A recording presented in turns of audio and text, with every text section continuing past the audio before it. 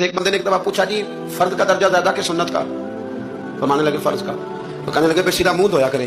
آپ وضو میں پہلے ہاتھ دھوتے ہیں, پھر کلی کرتے ہیں, پھر ناک میں پانی ڈالتے ہیں. تو منہ فرض تو منہ دھونا ہے پہلے, ہاتھ دھونا بھی وضو میں سنت ہے, ناک میں پانی ڈالنا بھی سنت ہے, کلی کرنا بھی.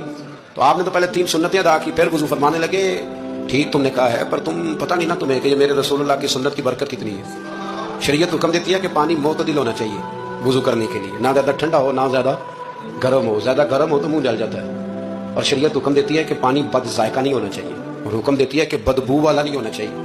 فرمایا اس لیے ہمارے نبی نے پہلے ہمیں 3 سنتیں دی کہ ٹوٹی کے نیچے نا ہاتھ کر کے دیکھ لو پانی زیادہ گرم تو نہیں, اور کہیں منہ نہ جلا لینا. اور پھر ہمارے نبی نے ہمیں سنت دے کے بتایا کہ منہ میں ڈال کے دیکھ لو بد ذائقہ تو نہیں.